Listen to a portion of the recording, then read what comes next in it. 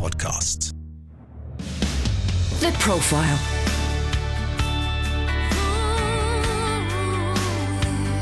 You're listening to Premier Christian Radio. Hello and welcome to The Profile, here on Premier Christian Radio with me, Sam Hells. I'm the editor of Premier Christianity magazine. That's the UK's leading Christian publication. If you would like a free sample copy of our latest issue, just go to premierchristianity.com/free sample. But here on The Profile, we always like to delve into a person's life, faith and ministry, hear a bit more about what makes them tick. And it's a bit of a bittersweet episode today because after many years, my guest today, Rob Parsons, is bringing his Premier Christianity column to an end. So it's bitter in that sense. It's also sweet, though, because for the next hour, I get to delve into Rob's fascinating life, his testimony, his ministry. Rob Parsons is, of course, an international speaker, a best-selling author. He's the founder and chairman of Care for the Family, a national charity which aims to strengthen family life and help those hurting because of family difficulties. Rob, welcome to the program. Oh, thanks, Sam. Lovely to be with you. So how many years has it been you writing this column now? I don't know. And, you know, I've loved every second. Loved every second of it. But it must be, I think it's 20 years plus, probably. It's as long as I've been reading the magazine. Is it? Yeah. And I've been reading the magazine since I was about 16 years old. So there we go. It's a decent chunk of time. Yeah. And incredibly popular. Whenever we survey our audience, people always say they really enjoy reading your thoughts. Where do your ideas for the column come from?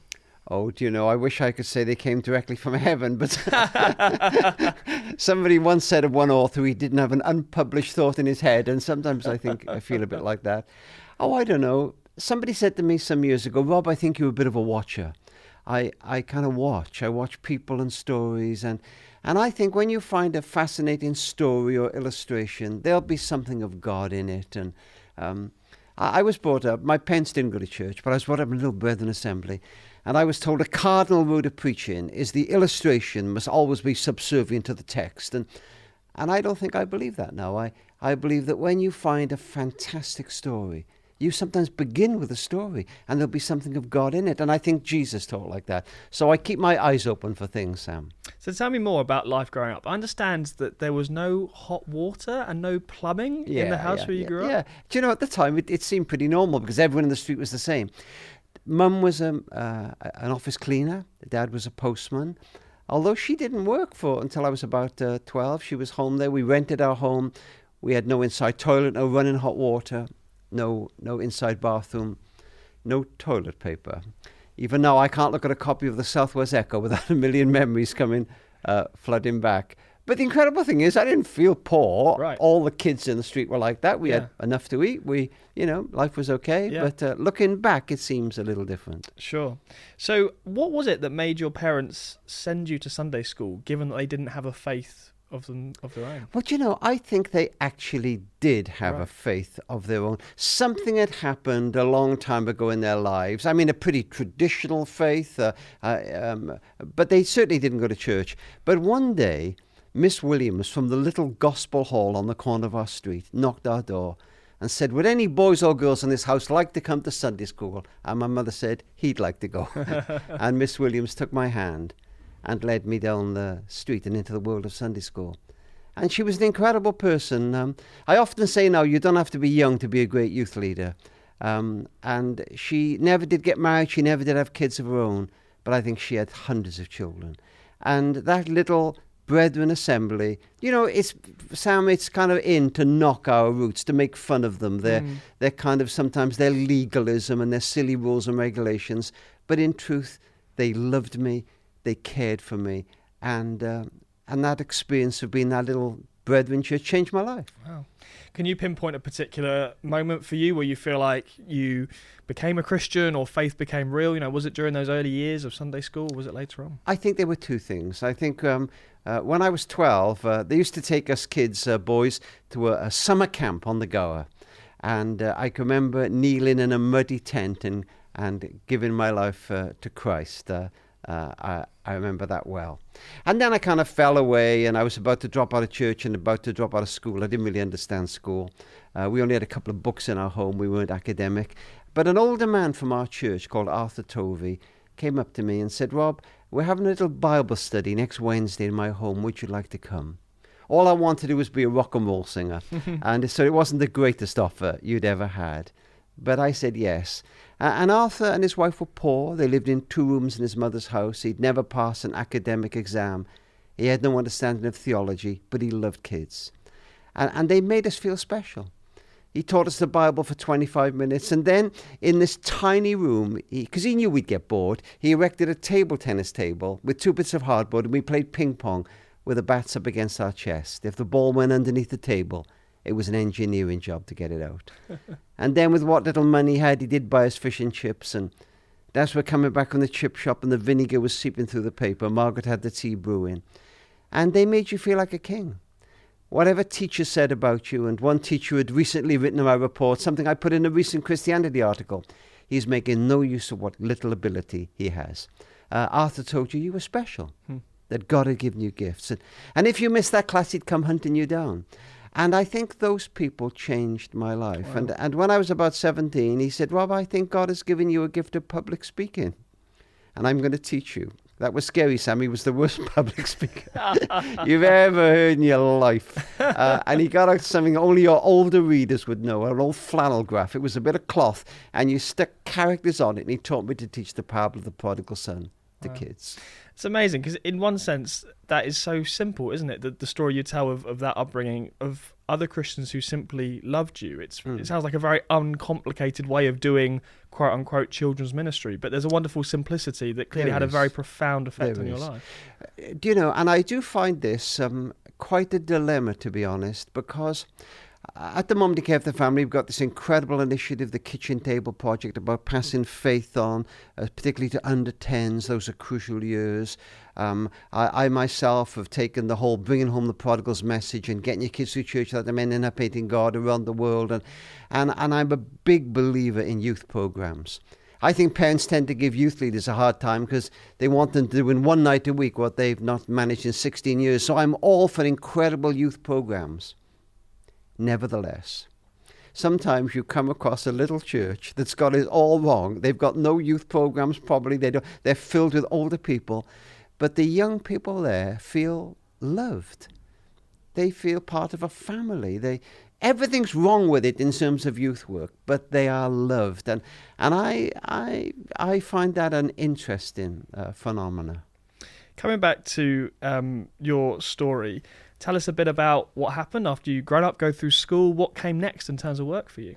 Well, I really wasn't any good at school. I don't think I was lazy. I honestly don't think I understood it. I did pass to go to the grammar school, but I didn't do well. But over a period of time, my mother helped me a bit. She took some extra work on, and that paid for some tutors to eventually get me through French O level in the old GCSE and a couple of others. And I managed to amass enough GCSEs to get into teacher training college. Right. And I loved that experience. And the only thing I could ever do in school, Sam, was English. I could write. And so whereas I failed almost everything else, I did pretty well in English. And when I got to college to study to be a teacher, I did English as my main. And one day I'm in the class, and the senior lecturer said, I wish you could all write poetry and understand it like Robert Parsons. And it was as if a voice was coming from another world. I'd honestly never heard anything approaching academic praise. And suddenly I was here focusing on the one thing in life I could do. And that changed everything. And I began to believe, I can do this thing. I'm not dull. I'm not, and I did pretty well. And I was about to go for my first teaching job to teach English. So I was about 20 years old. And I'm coming out of church one night, that little gospel hall, and a lawyer came up to me. And he said, Rob, I've been listening to you speak. I think you'd be a really good lawyer. I'd like you to become a lawyer. I want you to work for me in my legal practice. Well, honestly, Sam, it was like saying, I'd like you to walk on the moon. I went home and I told my dad. Dad was just getting ready to go out on a shift as a postman. And I said, Dad, I've met this guy. He's going to pay for me to go through law college. He said I could become a lawyer. I'll never forget what he said to me that day. He didn't try to hurt me. He wasn't being sarcastic. Sam, I think he was trying to keep me from the pain of failure. He said, son, people like us don't become lawyers. And I remember thinking, gosh, even people who love you can pour cold water on your dreams. And I went back to this guy and I said, look, let me teach for a year first. Get my probation year over and possibly then. And he said, okay, fine. So I taught in St. Julian's High School, Newport. I taught English to teenagers for a year. And I loved it. And they offered me promotion. But I thought, I got this chance to do this other thing and I gave it a shot. And funnily enough, I passed all the exams first time. I was sat there next in one class to a guy who'd got a first from Oxford and he couldn't pass them. And I passed them. And I ended up teaching postgrad law, for goodness sake. And I don't really understand any of that, but I do know that Arthur Tovey teaching me to tell the parable of the prodigal son to kids. And I think that's the thing about dream catchers, and he was a dream catcher. They can achieve in others what they could never achieve themselves. Since then, I've spoken all over the world to blue chip companies and governments and thousands of lawyers. I formed shortly after that with my partner one of the biggest legal consultancy in Britain. We were taking the London Hilton Hotel, and we had hundreds of lawyers come into our seminars on how to grow legal practice. And I was speaking in South Africa, in Cape Town, about 5 years ago, to the $1 Million Round Table. As people are very wealthy. And I was talking to them about not missing your kids' lives when they're young. And I mentioned Arthur Tovey, and a guy came up to me afterwards, a multimillionaire, tears streaming down his face. He said, Rob, I think you may have changed my life. I've got Arthur to thank for this, haven't I? I said, you really have. Wow. So dream catchers have a very long reach. Amazing. So what was it that then took you out of this incredibly successful legal career and into starting a little charity called Care for the Family? Well, a couple of things, really. First of all, Diane and I were going to a church called Glenwood Church in Llanelli in Cardiff, which was at the time on a housing estate of about 19 to 20,000 people. It's 3 times the size of that now in terms of catchment area. And I was involved in a part-time leadership there. I pretty soon took a day off a week from the legal practice to spend time in that church. And it had kind of brethren roots, so it had a kind of lay leadership, quite a big church now. Well, I say big, 300 or 400 people, and even then it was pretty big. John Lennox was part of that church, actually. John and I were on the same teaching team. Huh. And that's enough to keep your brain sharp. Keep my brain sharp, anyway. And he and Sally came to that church for quite a long time. And we were, Dan and I, involved in helping people and counselling people. And then just after the birth of Lloyd, so Katie, my daughter, was about 3 and Lloyd was born, Diane became quite ill. And I'll never forget the morning it happened. We were lying in bed. It was an October morning. Lloyd had just been born. This is how Diane describes it. She said it was a lovely October morning, and in so many ways life was perfect. The sun was streaming through the curtains. I had a newborn baby son and a little girl of 3. I had a nice home. I was lying next to my husband who loved me. The only problem was I just whispered to Rob, darling, I don't think I can cope anymore. Would you take Katie to nursery today? And Sam, I remember Dan saying those words as though it were yesterday. And I said, sure, I will. But if I thought that was going to be over that day, that week, that month, I was wrong. Those words ushered in years of darkness for Di and I. Dan's immune system crashed. She went through something of a depressive illness for years. And I was a make-it-happen lawyer. People came to me to fix things. I made phone calls, but I couldn't fix this. And I remember one night, kneeling downstairs in the darkness in our home. I was with another leader from our church, and we were praying. Dan was asleep upstairs. The kids were in bed. And I remember thinking, God, I spent my life fixing things. I can't fix this. Can you help me? And Diane was too ill to go to church. And one day she said to me, Rob, do you think we could have a little group in our home and just share with them what we can, and we'll let the broken come? And I said, sure we can. And we started a group called For Strugglers. And we said, if you lost your faith or you've got a bit of emotional bruising, or you think you can't cope anymore, you have no faith, come. Some people crowded to get into that home. They wanted to get into that strugglers group, and all we had to share with them was our weakness. And I began to discover the power of vulnerability. You don't have to have all the answers. You just have to love people and be open. And I saw what that could do to people. I saw you could change people's lives just by letting them know that they weren't on their own. Now, I was from a poor home, but by the time I was mid-30s, late 30s, I was doing pretty well financially. And I thought, I'm going to either carry on like this, or I'm going to use this bit of success to buy me the most precious asset of all, choice in what I do with my time.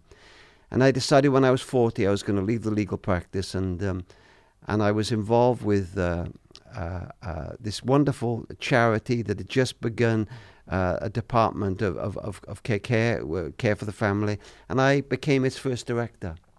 But it was a pretty sobering experience. 1 minute I'm a senior partner at a town office legal practice. I buzz and somebody makes me a cup of coffee. Next I'm licking my own stamps. Nobody was returning my phone calls. But it was a fascinating journey. And Diane, of course, was very much part of that with me. Yeah. How did you meet Diane? I met her one night after church on a street corner. We smile when we say that. Just after, and she went to the little gospel hall that I did. And she said to me, would you like to come home with me one night and do a Bible study? So I said, yeah, sure. It's a pretty spiritual first date. So we're pretty spiritual start. I don't think we did a great deal of Bible study that night. But yes, we were 15 or 16 years old. Wow. So we've been going out for a long time. You've been on the journey together for a very, very long time. Have. So tell me a little bit more about Care for the Family. What was it that... I understand it came out of Care, which is another Christian charity that still exists to this day, and Care for the Family, I guess, was a sort of department of Care. It was. I was the director of Care with Lyndon Bowen and Charlie Colchester and those guys, and Care for the Family became a department of Care. And what happened? It grew pretty rapidly. Yeah. It was almost growing to be as big as the parent. When Lyndon Bowering sat in that very chair, he said actually that he always knew Care for the Family would outgrow Care. Yeah. And he was lovely. He said that you are a real advisor to him, which I thought was lovely. No, well, he too to me, and you know that decision to split them wasn't in not 1% acrimonious. Sure. We decided we would do it. Yeah. And anyway, Care for the Family, Care was mostly a campaigning organisation and mostly concerned with the church. And Care for the Family, also, we work tremendously through the church. Our vision is to give world-class resources to the church to touch the community. But we work with the world and his wife. And we're not a campaigning organisation. Sure. And sometimes it's hard to campaign and pastor at the same time. And we put these two saplings in separate ground. And boy, they both did better. Yeah. So I think they've both grown bigger than we would have together. Sure. I must ask as well, for yourself as a Welshman, is it a point of great pride that Care for the Family is, of course, based in Wales? Honestly, it's not. And it's not that I'm not. It's not that I'm not right. proud of being Welsh. We're all friends here. It's not. I'm thrilled. I'm thrilled. We've just moved to new premises, and we've incidentally called them Tovey House after the guy that met me in the street from our little church and changed my life. And I'm thrilled that our headquarters is in Wales. But to be proud of it, I think would be the wrong phrase. I'm thrilled that it is. But we're a national organisation, and we tend to put our resources with all our hearts into. We work all over the place in Northern Ireland and Scotland. Well, I just think it's great because you do fairly often hear people say about any organisation or government or Christian charity, it's all very London based, it's all very London centric. What about the rest of the UK? And it's nice, isn't it? Like you say, to have an organisation, a Christian organisation working across the whole of the UK that isn't based in London, isn't even based in England. And you know what? We take our events everywhere, just about everywhere. And so we don't just pick the big cities. I've been on the road the last fortnight, and if you looked at my itinerary, you'd see that I'd be in some of the big cities like Manchester or London, but at the same time, some pretty out of the way places as well. And people often say, "Thank you for coming to this remote area or so on."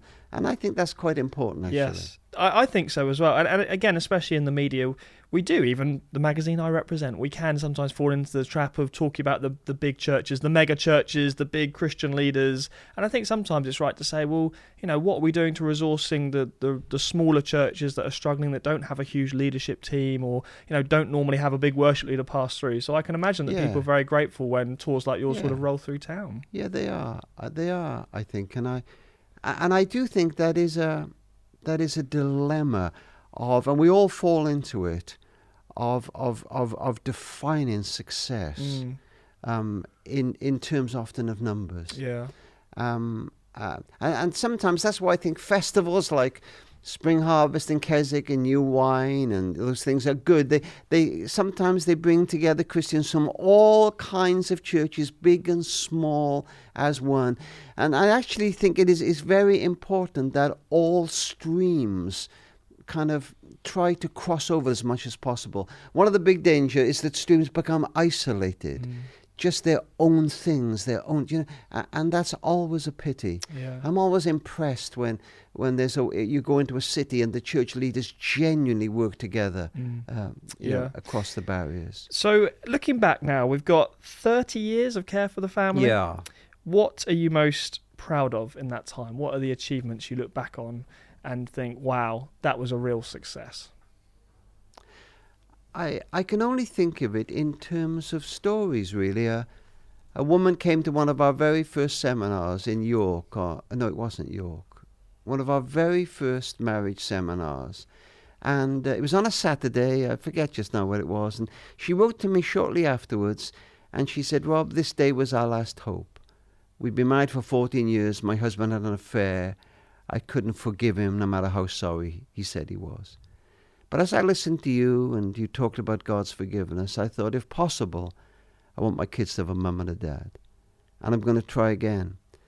And she said, we held hands that day and we cried together and we laughed together a bit. And then she put at the bottom, P.S. Here's to the next 14 years. And that was an encouraging letter to get so shortly after the birth of Care for the Family. About 10 years after that, she sent me a photograph of her and her husband and 2 teenage kids. And I got our small staff together then. I don't know how many we'd be then, 30 or 40 people. And I said, you may not believe what I'm about to say, but I'd have done it all the speaking, all the writing, just to see these 2 kids with their mum and dad. I know it's not always possible, but I'd done it all.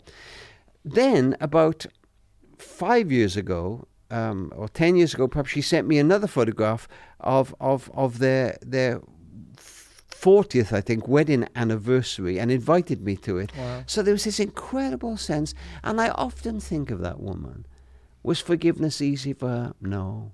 Did it mean she didn't sometimes feel sick when she thought of what had happened? No, it didn't mean that. But somehow that day was a key that allowed it to begin again. And it changed their lives. And Sam, I've had thousands of stories like that. I know it's not always possible. One of the things I'm most proud of are single-parent holidays, where we take single parents away and we give them a great time with their kids. And I'm proud of those. So, I've spoken to 1 million people now in live events, but the ones that come back are those individual stories of, and sometimes it wasn't something great you did. You just said something simple that changed somebody's life. What do you think, looking at a kind of big picture, I guess, of the UK at the moment and family life, and obviously your organisation is all about strengthening families, whether it's parents and children or whether it's marriages. What's your assessment of family life in the UK now compared to when you started this? Are we in a healthier place as a country, or have things got worse? There's a fascinating verse in the book of Ecclesiastes. It says, don't say, why were the old days better than this? It is not wise to ask such questions. And sometimes I think when we look back, we look back on what we perceive was a golden age of the family. There is no doubt that family life was stronger. And there is no doubt that I think family life is under tremendous strain. And children tend to be those who suffer from that. There are some positives. When I wrote the book, The 60-Minute Father, 25 years ago, I was urging dads to spend more time with their children. I'm not saying that book changed anything, but I'm telling you now that the dads generally do spend a lot more time with their kids. They're more involved in their kids' lives, and that's a good thing. But there is no doubt that family life is under attack, and I think often we're seeing a crisis of fatherhood, to be honest, and most single parent mums I know would love to have a partner. They don't want to live like that, and it's just hard work bringing up kids, and so I think the fragmentation of family life is giving us a cost. And certainly it makes organizations like Care for the Family very, very busy. Am I pessimistic? No, I'm not pessimistic. I believe that we can reach out to each other. I believe we're learning lessons that can help each other. I think we've been through times in society over the last 100 years which were equally challenging, and we managed to learn from them. But we desperately need each other. I'm Sam Hales. You're listening to The Profile this afternoon on Premier Christian Radio. Also available as a podcast. If you'd like to check out past shows, just head to premierchristianradio.com/The Profile. All the details on how to get this as a podcast are available there.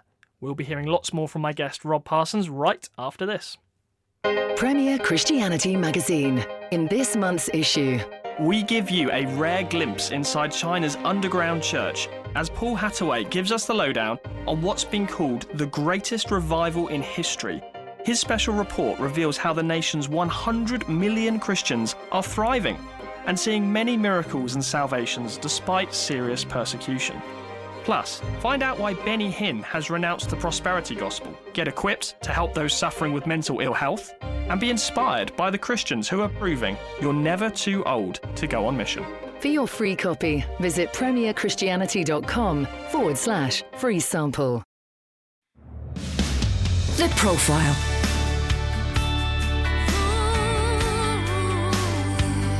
You're listening to Premier Christian Radio. Welcome back to The Profile here on Premier Christian Radio with me, Sam Hales. This show is brought to you in association with the magazine that I edit, that's Premier Christianity. If you would like a free sample copy of our latest issue, just head to premierchristianity.com/free sample. Simply give us your address and we will send you a free copy in the post. No obligation to subscribe, we just want you to have a look and check out all the great interviews, articles, features, book reviews, columnists and loads more. That's premierchristianity.com/free sample. Time now to rejoin the interview with Rob Parsons. He's the founder of Care for the Family and until recently a columnist in Premier Christianity magazine. I was reading about how when you first started Care for the Family and you'd go on TV and you'd be invited on for various debates, and you said that you used to go on to debate even whether we need family or if the state can kind of replace a lot of what family is about. And you say how that actually isn't the debate anymore. It's fascinating. And things have moved on. So tell me a bit more about that and what's shifted and what are the sorts of media requests you get now and how they compare to what you used to be asked to debate on. Well, to be honest, these days the questions are a little different. But I do remember in those days I remember people would laugh at marriage. Wow. Why would you bother being married? But whatever you make of marriage, all the statistics show that people who are married tend to stay together longer. That means the kids have their parents longer. There's more stability there. So whatever you make of it, it tends to work. And almost all the academic, all of it, as far as I know, will confirm that fact. That's not to be judgmental about other lifestyles, but sure. Just statistically, academically, that's the case. And I tend not to get those kind of questions now. We tended to believe years ago, I think, that the state could step, as you say, into the role of the family. And I think that's laughable now, and we tend not to get that today.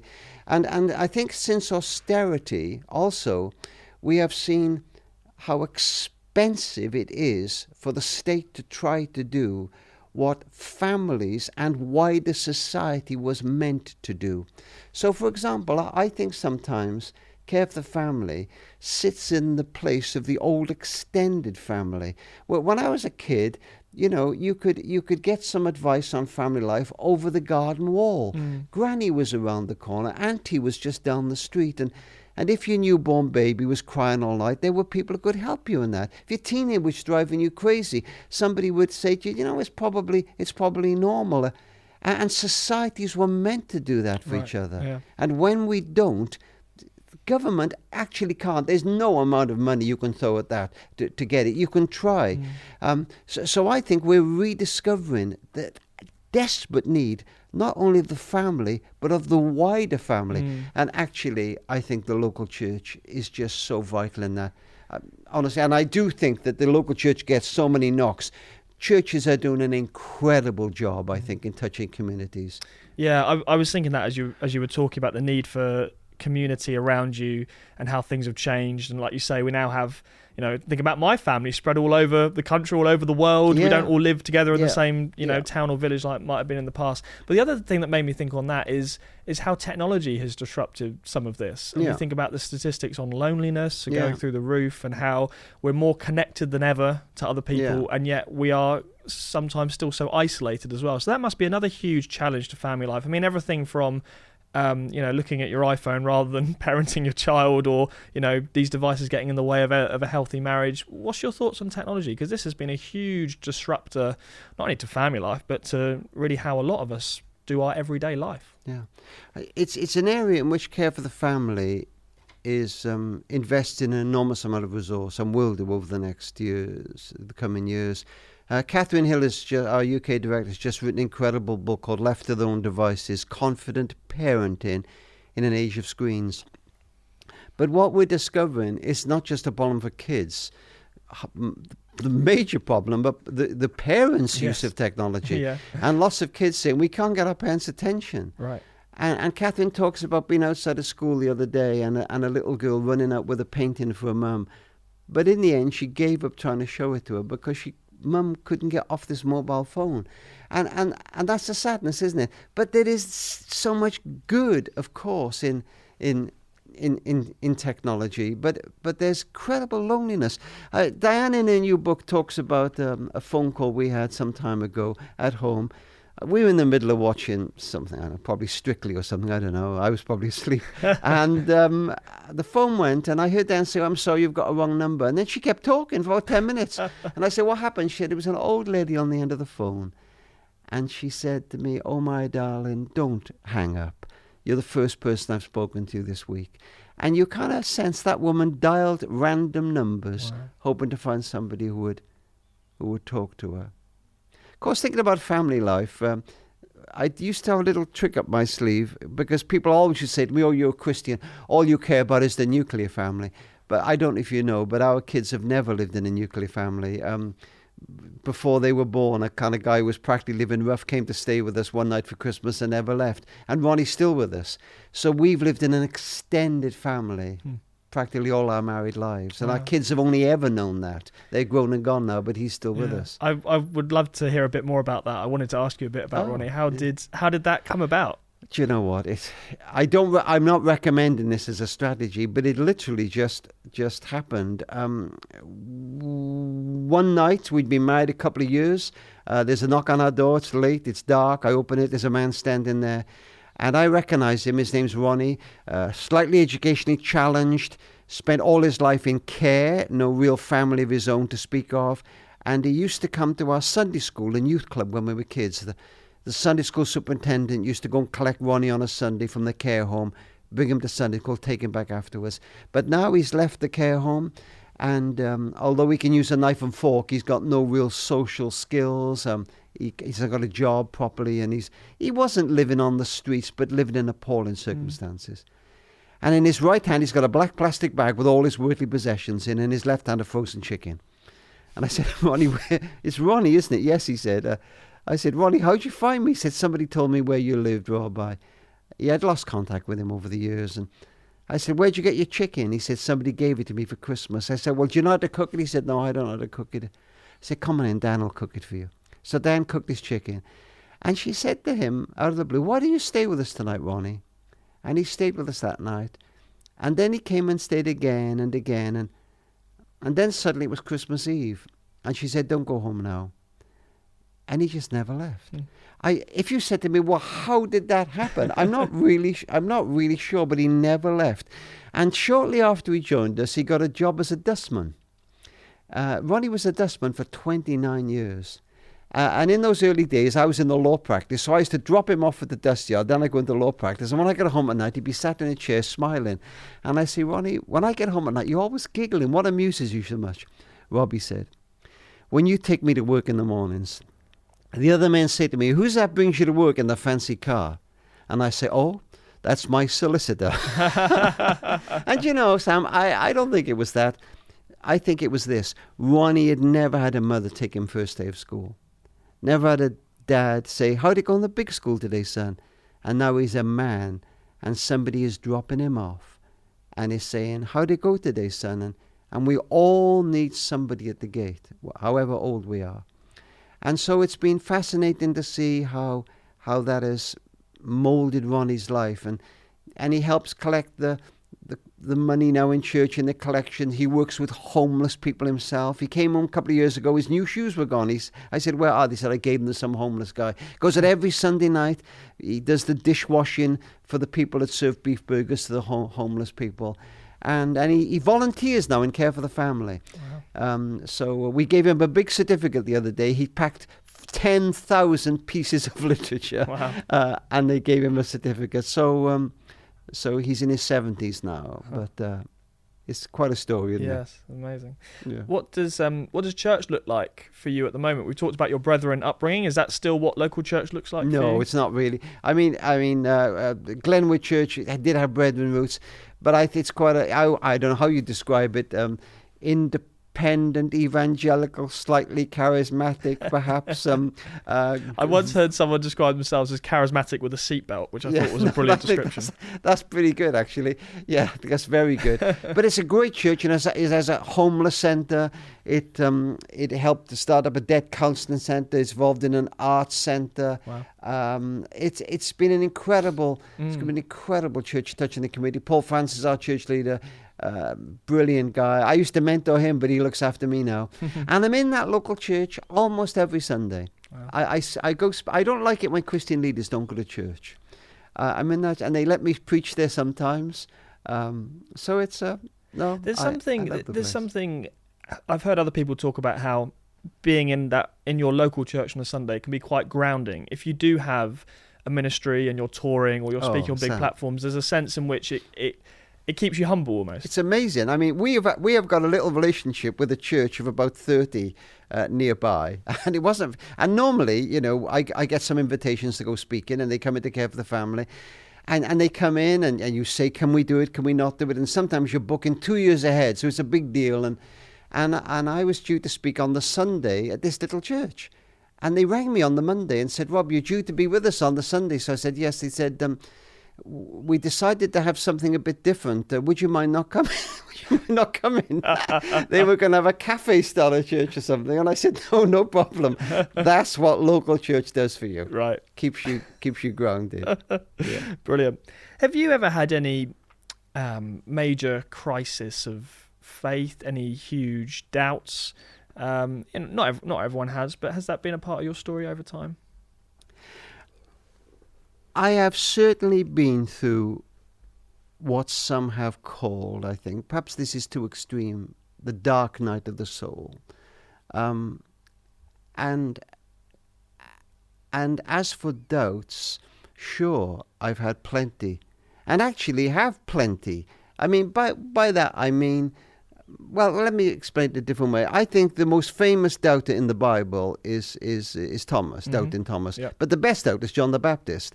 He's so sure of Jesus. This is the Lamb of God who takes away the sin of the world. But suddenly John is in prison and he begins to doubt. And he says to the disciples, go and ask him, are you he that should come, or should we look for somebody else? Have I got it wrong? And he brings his doubts to Jesus. And I've told my kids that. Use your mind as far as it will can. You're not going to get all the answers you want, but ultimately bring your doubts to God. And I think I've learned to do that. Sure, I've got doubts, but he has answered so many of them, and I bring them to him. And I think by now, Sam, I feel a bit like Peter. Where would I go? And I think that he is stuck with me and I am stuck with him. If that doesn't sound too irrelevant. Yeah. Yes, there are fears and doubts, plenty of them. And I spend a fair bit of my life thinking that I'm a rubbish Christian. I feel that sometimes. but that relationship is very strong. How would you describe your calling? Do you know what? I know people do describe callings as very clear.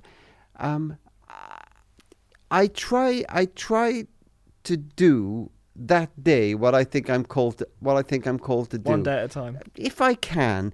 If I haven't got a 5-year plan, a 10-year plan. Was I called to care for the family? Yes, I think that God did ask me to do that, but it could have been something else. Whenever I tell this story, Sam, it's often misunderstood, and I don't really understand it, but let me try it on you to see what you think. Some time ago, there was a guy who came to London. He was pretty well homeless, and he was in a rave, and a Christian group were in there kind of giving out tracts and I don't know what else, and he became a Christian. And he came to Cardiff some years ago selling Big Issue, living in a van with his dog. And one day he's on the street and a young woman gets speaking to him and they get chatting and they eventually fall in love. And they get married and they're in a local church, and by now he's still kind of selling Big Issue. And his pastor rang me. I was in care of the family. And he said, we got this young guy. Do you think you could find him a job? I said, well, what could he do? Could he enter data into a computer? So he said, yeah, I'm sure he could. And so he came and I gave him a job entering data into a computer. When he'd been with us for 6 weeks, we discovered this guy's a genius. He's got a very good degree from London School of Economics. He was involved in South Africa in some of the negotiations between Mandela and the government. And I needed an academic researcher. So I got him into the office and I said, you know what I could do with an academic researcher? Would you become that? Wow, Robbie said, to get a job entering data into a computer was great, but to be your researcher, he said, would you let me pray about it for a week? I was a bit put out, to be honest. I thought it was such a great offer. I said, sure, pray about it for a week. And he went away and he came back. And I said, well, what did God say? He said, well, I said to God, should I be a computer operator or Rob's researcher? I said, well, what did God say to you? He said, you know what, Jack? Either's fine with me. You choose. And it just seemed an incredibly liberating thing. That heaven actually wasn't holding its breath. I get people saying to me, should I do? And of course there's a call, and I understand that. But sometimes, if we do with all our heart what is in front of us, even if we make a mistake, it's not impossible that God in his graciousness will lead us on. I personally have to completely agree with that. I remember being out with a friend. She's a wonderful Christian friend, but she would pray over the menu before eating and ask God to decide what. And just think, okay, if that works for you, that's fine. But I tend to agree with what you're saying, that there are some things where God gives us the choice, and you can have the salad or you can have the, whatever you want. Yeah, and he is our Father. So sometimes I know that some mistakes change our lives forever. I understand that. Sure, there are some issues he is our Father. Yeah. And therefore, we can sometimes. And you know, I can remember. I can only remember 2 sermons the whole of my life, including all the ones I've ever preached. One was by David Parsons. I used to go to his church when I was in law college, and he was working his way through the 10 Commandments.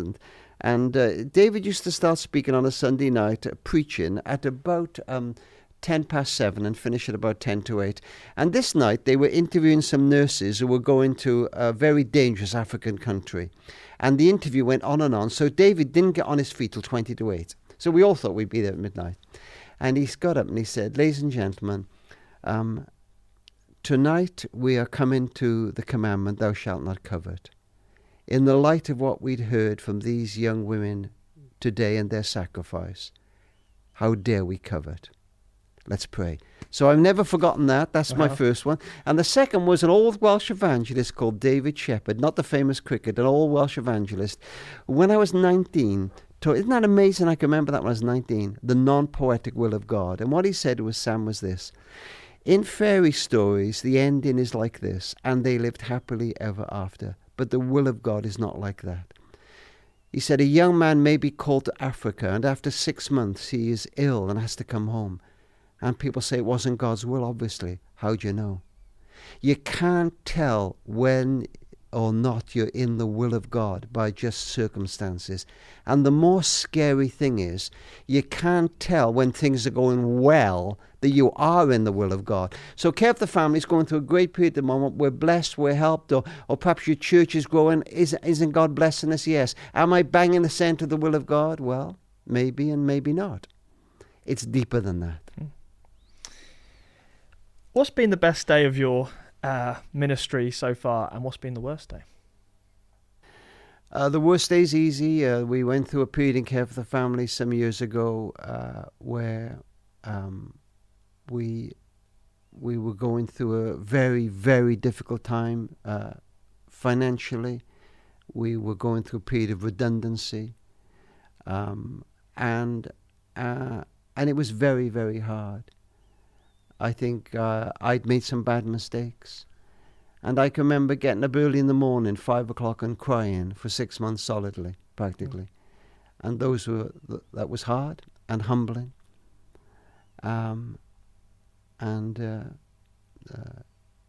Good people lost their jobs, and yeah. The best day in Care for the Family. Oh, do you know what? I love what I do. I've had so many good days. I had a dream that we would have an auditorium where we could live stream our events. And moving into our brand new building in January called Tovey House and seeing it, and I think it's a gift of God to us.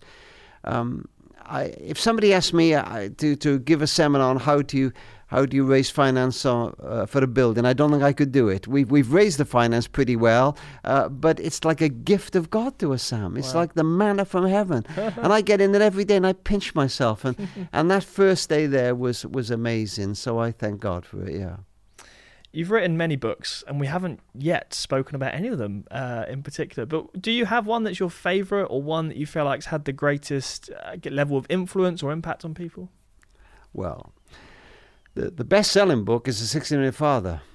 I think that book sold 250,000 copies. But if you said to me I could only write one, I think it would be Bringing Home the Prodigals. Right. Yeah. That book. And why is that? Well, I think because everybody has a prodigal. A brother, a sister, a husband, a wife, a friend, particularly a child. And shortly after I wrote that book, a woman wrote to me. She said, my daughter left when she was 18 years old. She turned her back on us and God. We didn't see her for 6 years. We didn't know whether she was alive or dead. And as we put the lights out at night, I'd say to my husband, darling, leave the porch light on. And she said every Christmas I'd put a little Christmas tree outside the door, just in case she might see it, as we used to when she was a little girl. And Rob, when she was 24, she came back to us and to God. And she said, Mum, I was too ashamed to come home.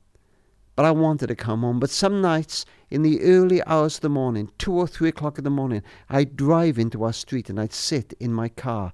And every house was dark apart from our house. I knew you left the light on for me. And I'd look at the little Christmas tree and I knew you put it there for me. And I've said to parents all over the world, Sam, don't ever give up hope. Keep on praying. Always leave a light on. And I've written books on family life, and I hope they've been a help to people. But that book on prodigals, I think, touched my heart. I thank God where my kids are now, but trust me, I've cried for those kids. It touched my heart. I know it's touched the hearts of many all across the world, and so I think it would be that one. Yeah, it is one of those subjects, isn't it? Like you say, it is very emotive for people. Yeah. And also very widespread. So what would be your message, I suppose, to people listening to this who in particular might have a child or have children who grew up in a Christian family but who, now are not walking that path? Yeah. Well, I think, first of all, you have to deal with the guilt, which is so often misplaced. Take parents, for example. Most parents have given parenting their best shot. They might have made mistakes. I have parents say to me, if only we'd had daily devotions with our kids. I have another, if only we hadn't had daily devotions. Perhaps we shoved the faith at them too much. All those if onlys, And you have to remember, however you interpret it, Adam and Eve had the perfect father and the perfect environment. It doesn't get any better than that. And they went away. God didn't want them to go. There's that lovely verse in Proverbs, bring up a child in the way he should go, and when he's old he won't depart from it. But it's not a guarantee. It's a general principle. Most of the Bible is God, the perfect parent, saying to his children, how come you went away? I didn't want you to go. Number one, lay down the guilt. And secondly, I think you have to realize that some of our prodigals are not as far from God as we think. They're a million miles from our particular culture, but they're not so far from God. And I think sometimes you have to see God at work in them. I think of a couple that came up to me some time ago, and they were crying. They said, our daughter's a prodigal. She lives in a town now 500 miles away. She's 21 years old. I said, tell me about your daughter. Is she a good friend? Oh, she's a wonderful friend. Does she care for the poor? Oh, she's wonderful. In fact, she helps in a homeless shelter once a fortnight. Oh. Do you think she ever prays? Oh, I'm sure she sometimes prays. Well, she's not doing too badly, is she? No, I know, but she doesn't go to church. I know, and I'm sorry about that. I go to church every Sunday. I believe in the local church. But sometimes you have to see God at work in other ways. And sometimes do what we tell parents to do with your testing children. Catch them doing something right. Darling, I'm proud of the work you're doing with homeless. Darling, you're such a great friend.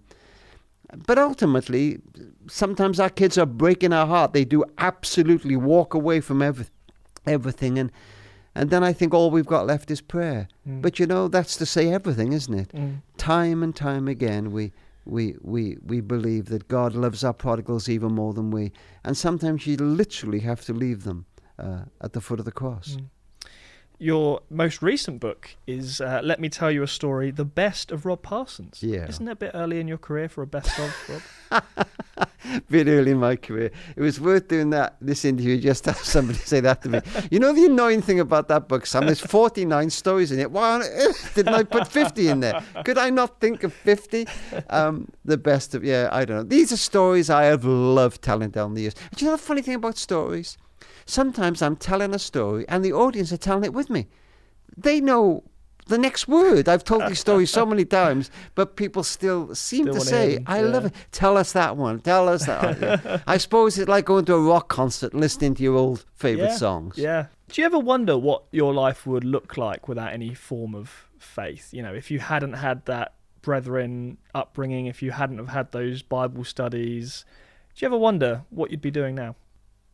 Do you know, it's a fascinating question, and I've given almost no thought to it, which probably is not a good thing, but I can honestly say, and I've already told you that I often feel a rubbish Christian, and I've doubts and fears, but every good thing I've had in life has come from my relationship and knowing God, and I don't think I could get through it.